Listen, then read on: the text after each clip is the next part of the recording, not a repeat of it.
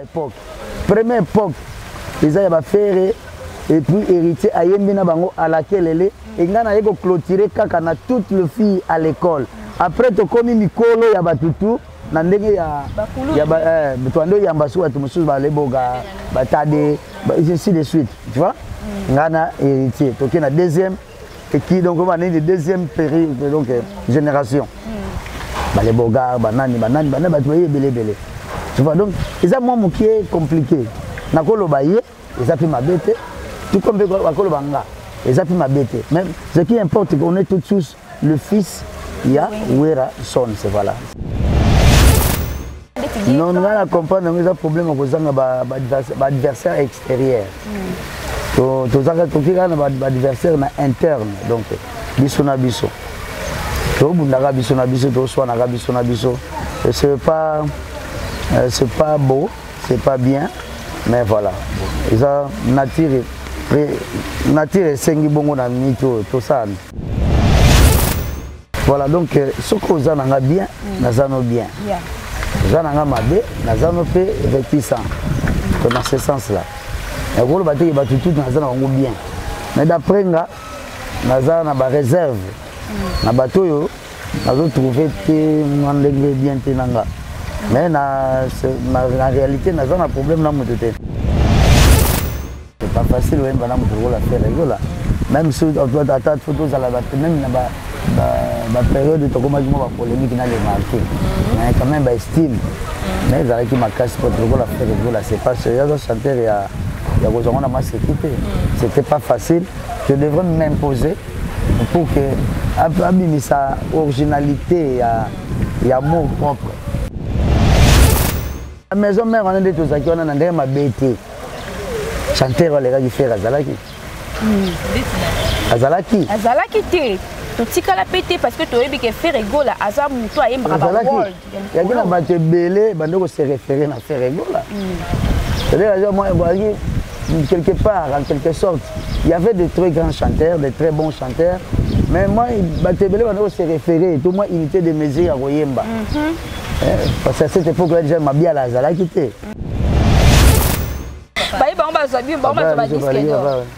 Papa n'a pas papa d'après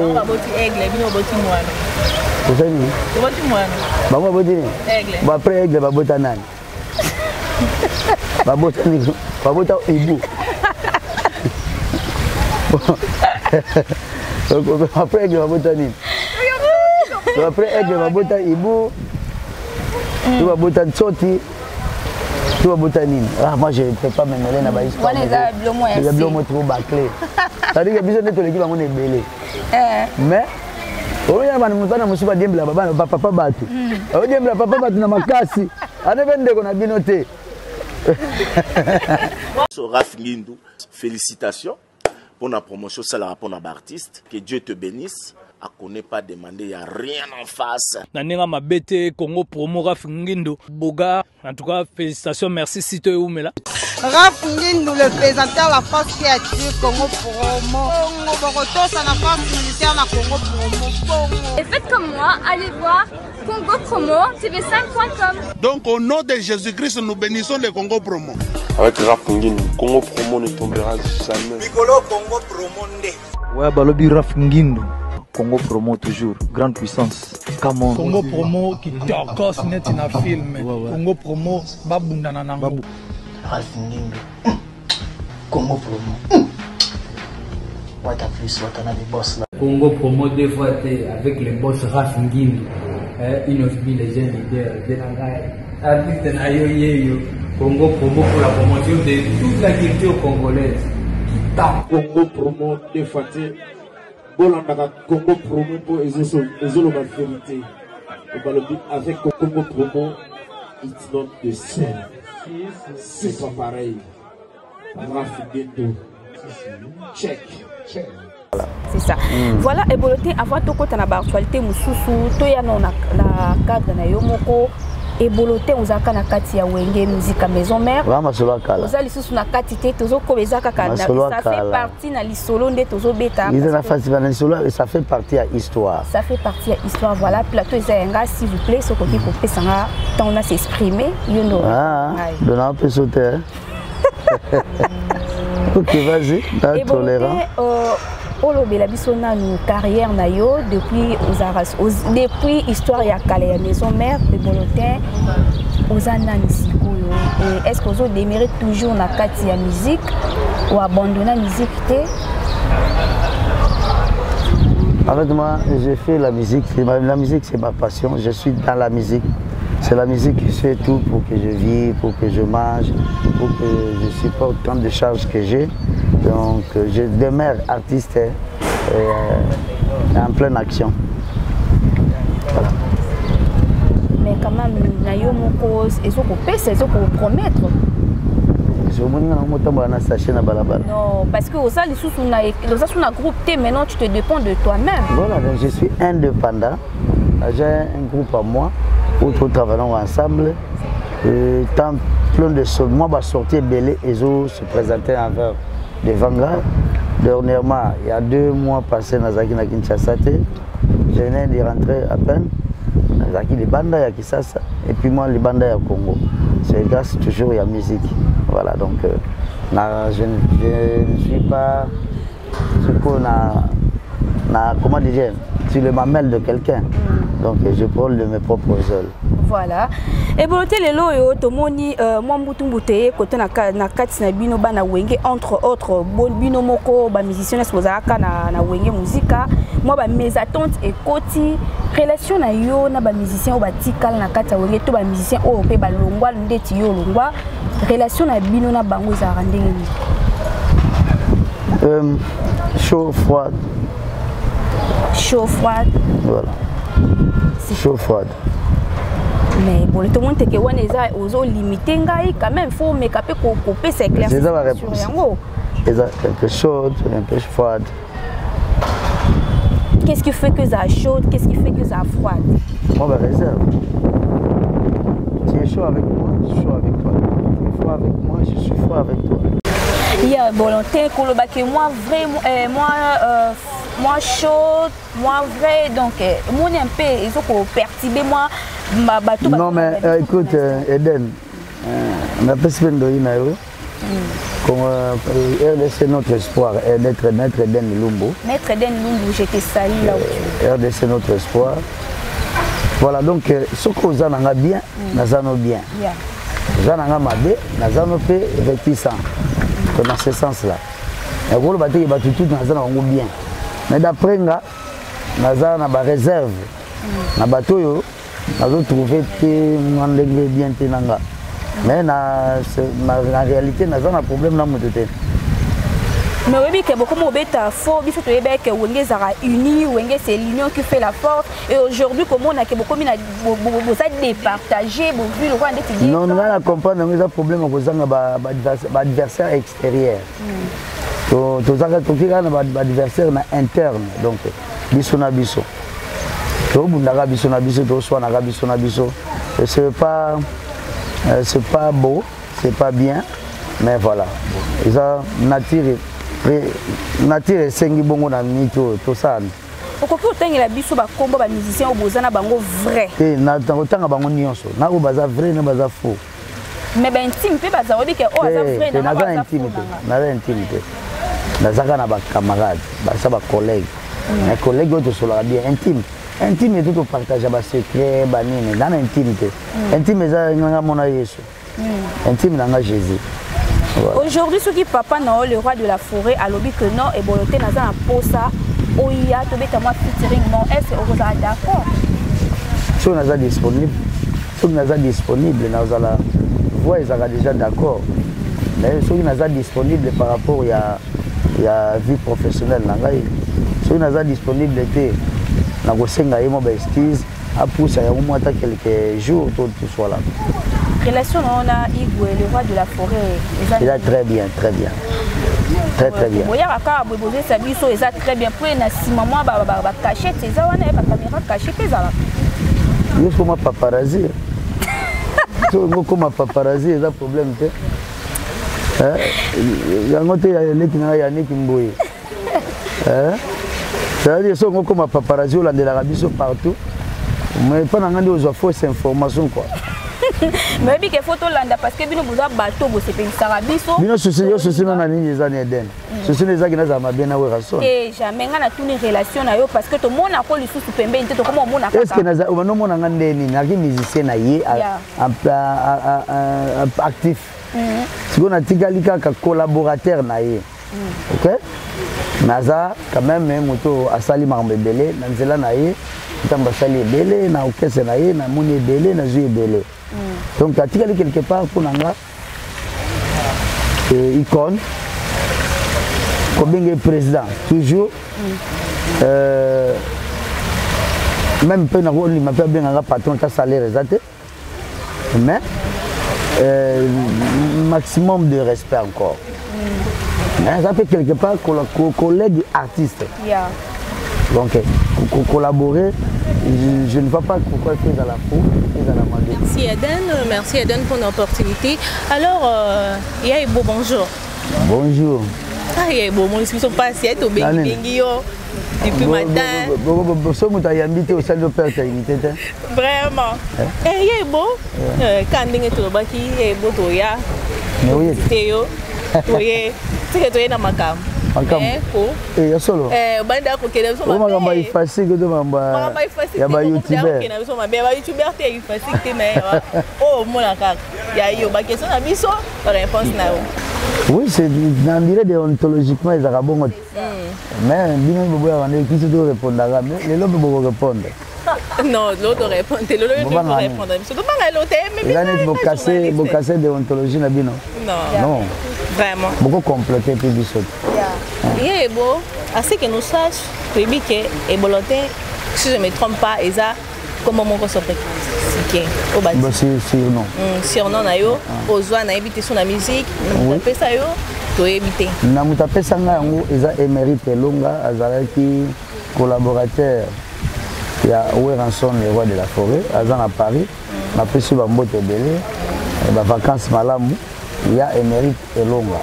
Après ça, quand on a occasion, na occasion tant que yo na ba cassette audio a dit ah petit chose manette boalotin et en fait boalotin c'est un nom qui existe déjà c'est un grand il y a Cameroun alors il y a trouvé kinga na ba timbre voilà c'est qui c'est devenu boalotin. Alors Yipsebiso les noms propres de ta famille. Lelo. Je me suis Gilio Lelo. Voilà. Gilio Lelo. C'est mon nom propre, c'est ton nom propre de la famille. Alors, Yipsa Bouchonano, par rapport à Ndenge, à Bitelso carrière, Ndenge, parcours Nayo. Parcours avant ou embrasser maison mère. Oui, na bani musique na quartier, na rage musique, bana matetenio so, la Kintimbu, Baumbu, Mpudi, Lokele, Malandi, Mutoto, Batende, Kindu.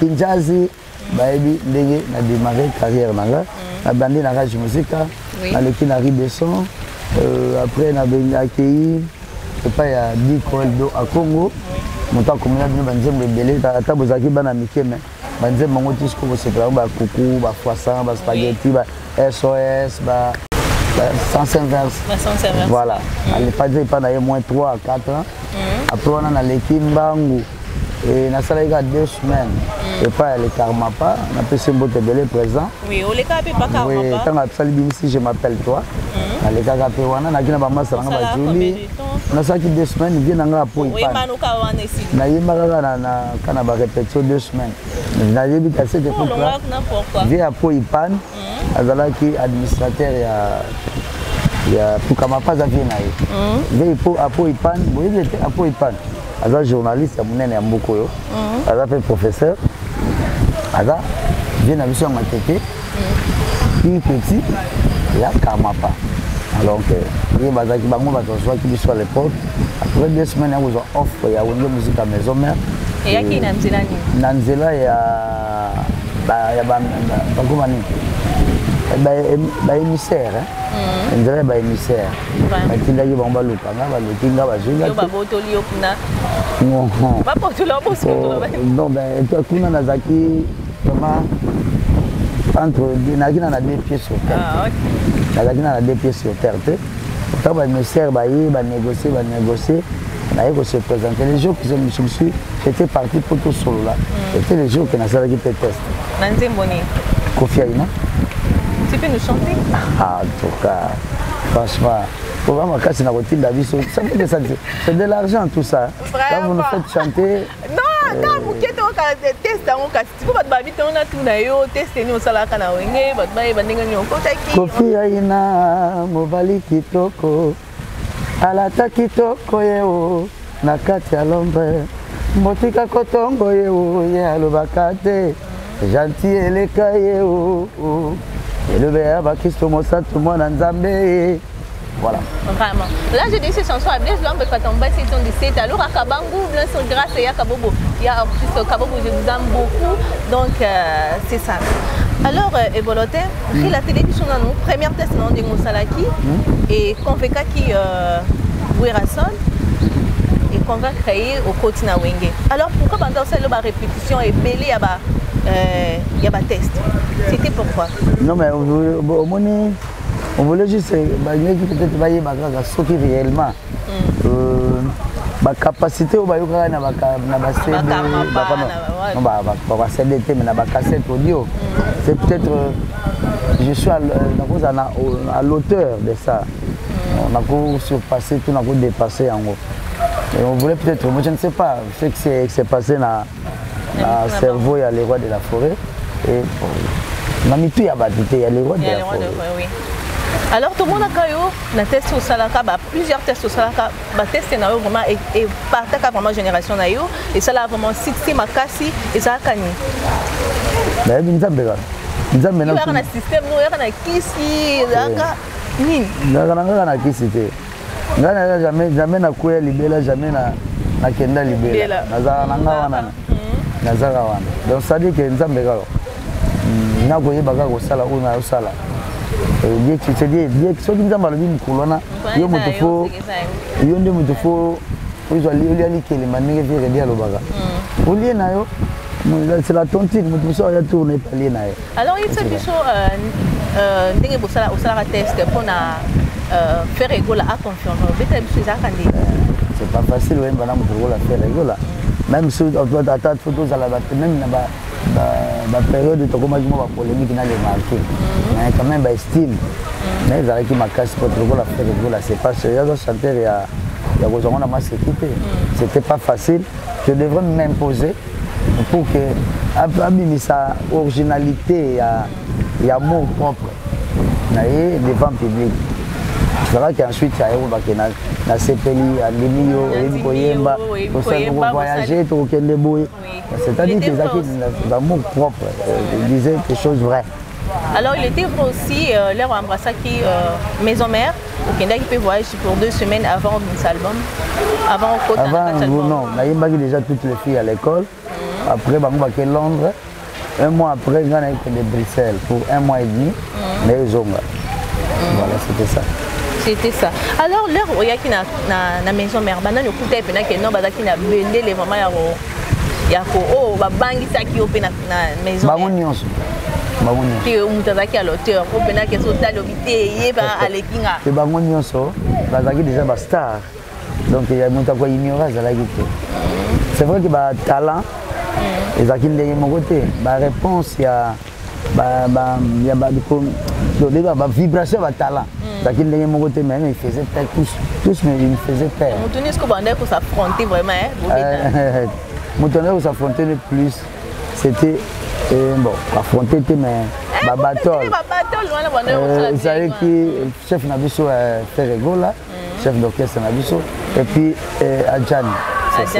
On va nous en bangana. Vous mettez plus moi dire mon na Adjan Cécile. Voilà si na comment il boit l'hôtel na kenda na beaucoup belé. Voilà donc merci. OK. Merci Angie, merci vraiment. Eboloté Nautu koyoka yo à tout à l'heure en j'ai posé la question le que faire un grand chanteur et ça ba musicien belé à Wenge ba reconnaître ka valeur ya faire rigolater mais au moins boloté on reconnaître valeur ya faire ya kolobaka koyemba na mutu ko faire rigola eza facilité c'est-à-dire que boye ba na bino ke faire rigola zalaka au sommet mais zaka ki motema mabe soit itete ce monde ça ke ba dominer faire rigola.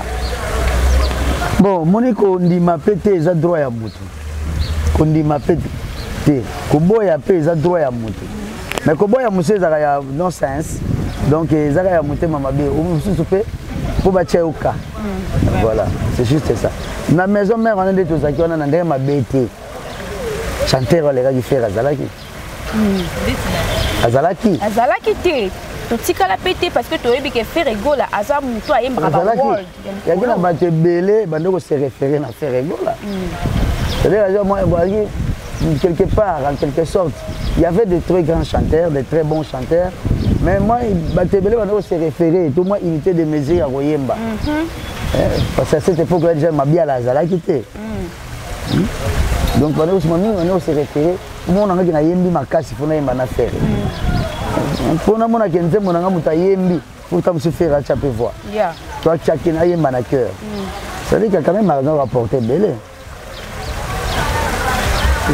Voilà, donc il ignorer ya ba congolais à la ganango il faut que boy na mais conscience no eboyite ya conscience pe za la ganango zo trouble mais on doit kotaka ki motema mabe et boloté sans hypocrisie ko banga mututé je sais que les artistes munene o pe ba banga ko de loin oyaka wengo kutaka faire rigola oyaka wengo kutaka be hérité watanabe et bolotin nani azalaka dernier fils ya Wenge o lele comme ko sala tout na répondre sur la question OT boke tout na le roi de la forêt na ngene boke tout na le roi de la forêt parce que ngana komi benga dernier fils ça fait problème c'est ça par rapport ne muta côté et dans la libota ce qui papa continue ko bota c'est que ba dernier fils ba lobima à chaque période na moment où papa déclaré dernier fils et cause à la héritier.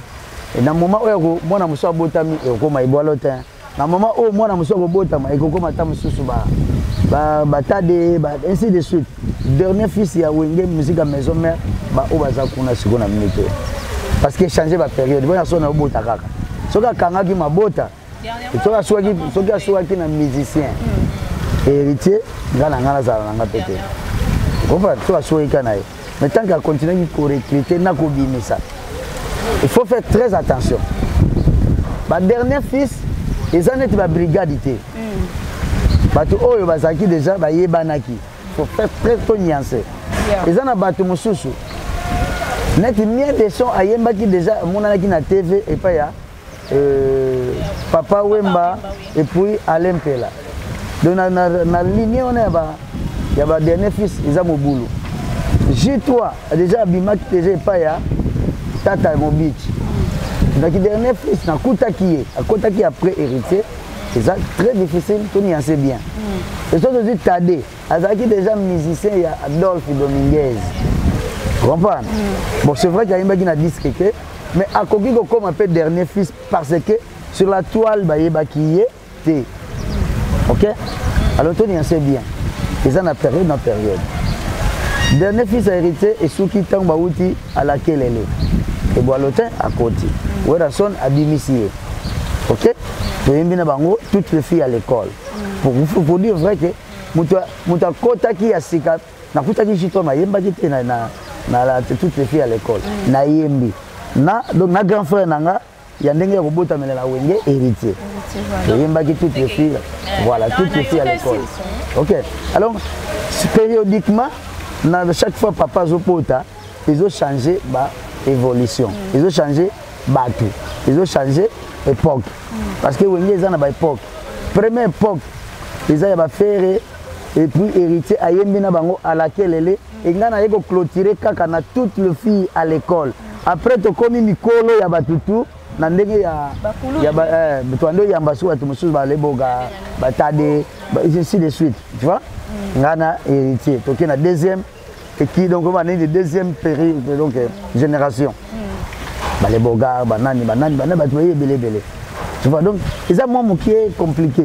Nakolo baye, ils appellent ma bête, tout comme bakolo banga et ça puis ma bête même ce qui importe qu'on est tous le fils il y a Wera son c'est voilà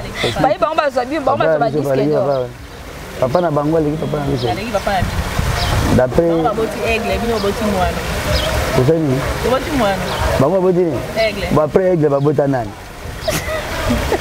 babota ni babota ibu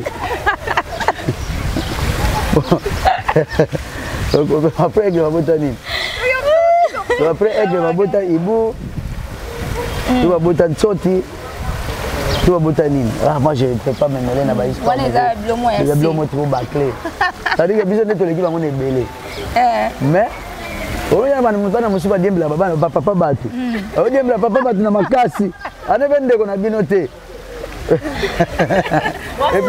et puis ndeko batu o va prendre ndeko batu o diembla ka o do bini na makasi mais mukolo matanga o yefeli susu o na pe fana kota na héritage mais o keloza héritage ya papa batu so ba koti sa yo faut être constant papa ya kala zalaka te azalaka papa ainsi de tout qui bongo on a linga père na bisoté na sepelaka na papa na bisoté a père na bisaka ndoki bazana ni papa voilà donc papa na bango na papa biso na leki na mutaya mabe papa na papa biso na leki na la comparaison n'est pas raison on comprend donc na kindoki na papa na papa na ngaza problématique voilà papa na papa na biso nani so sa maman c'est-à-dire que le plus important moi je vois que les artistes en soi ce sont Koffi Olomide des icônes Wera son icône ce sont ba maître oyo ba laxi biso banzela donc papa na bango laxi bango nzela papa na biso laxi biso nzela mais tu as des belé ko le bango mais papa na biso ba boyeki ba bi papa formateur te ba bi etikala former muté ce sont mon école à ma classe est formé dans un des élèves. C'est un cas. C'est bien école, la est formée dans des élèves. Dans un succès que les gars bangoté. Mais na voyage à quand, na tenir partout donc. Voilà, na micro un peu partout et yaka. Micro ils ont là partout et la ganga. Tu comprends? Parce que c'est pour éviter. Et puis bana tata na moi camarade ba Wera. Oh. Oui. De base mais succès si la bango bah succès si la bango bana succès kaka baba vient na bango tu on est papa wanga na bango oh donc papa peut ça confiance na mutu moko bana deuxième bureau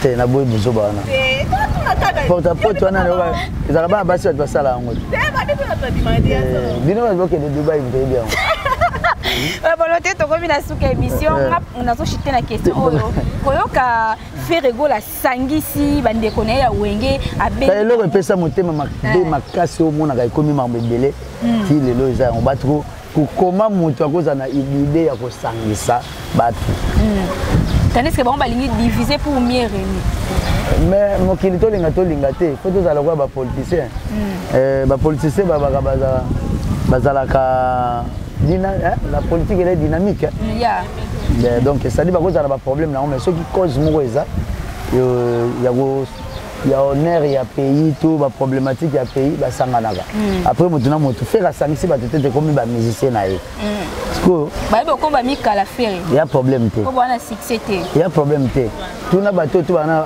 beaucoup na quartier na bango beaucoup la combien de personnes yé mutana mbongo donc et ça de maté il y a pas joueur il y a pas joueur est-ce que comme il y a pas joueur il y a pas sportif biso to loa on pour na moment na moment il me ba kolo na ngo za ba joueur sportif mais oui que on peut préparer ça banani le 29 banani moi na papa te boto ba bien fali à préparer stade bon c'est volé pour rapport na za congolais fier bonne chance aza fier que congolais mususu a signé. Vraiment, nous sommes à la fin de notre émission. Vraiment, volonté, merci pour nos questions. On a tout mis au peu de questions. Reçoit ni sabat. Il y a reçoit ta ma question ça va tout dire. Comment on pose ta question? Na château rouge, on doit lire, on doit lire ça ni moko me baswani. Vraiment, ma réponse, donc je suis vraiment, vraiment satisfait. Vraiment, nous sommes à la fin de notre mission, tout le monde est la fin parce que tout le monde est.